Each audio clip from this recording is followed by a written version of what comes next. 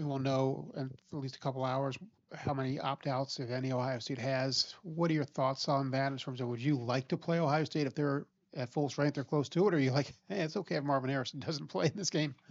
Yeah, that hasn't been any part of our conversation or concern. We're focused about our team and our opportunity here.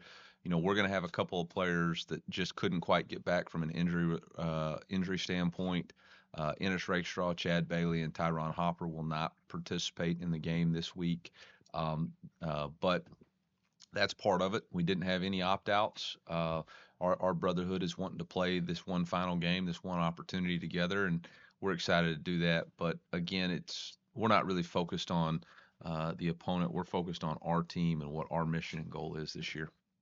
Eli, on Wednesday, you talked about core value number 4, enjoying the journey. Just how excited are for your group to get to experience this big stage, and then especially for the guys that decided to come back for another year? Yeah, I mean that's why I embraced the old cowboy hat.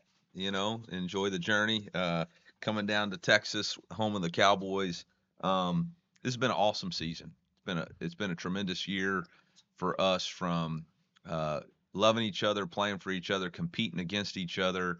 Um, our coaching staff and players all working together, and we've had a whole heck of a lot of fun. And we're going to celebrate that this week, but we want to finish the right way with this bowl game.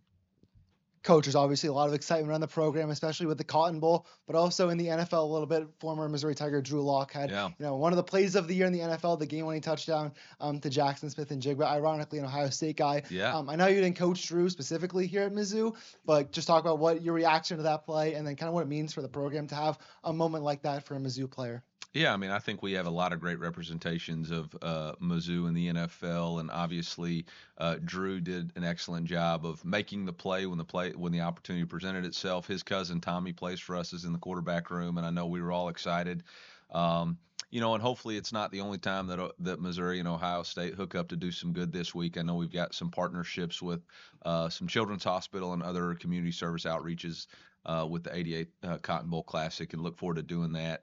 But really proud of Drew and his stick-to-itiveness and continuing to earn his place in the NFL. We go to the front row here on the far left. Hi, Coach. It's Elizabeth with the Houston Round Ball Review. You've advanced to bowl games in your first seasons as a head coach. Is there anything that, I guess, arouses you about playing such a big opponent like Ohio State?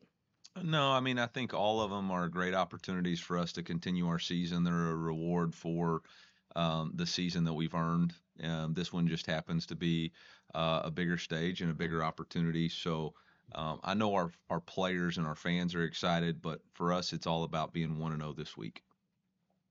Go to the second row here on the left. Coach, 10-2, no opt-outs, something to prove has been the motto all year. How important is this game to kind of wrap around the whole season and finish what you started in terms of building and the future? Yeah, I mean, every game that we play in is big. That's the 1-0 mindset. That's the 1-0 mentality. And so we're not really trying to frame it any other way than that.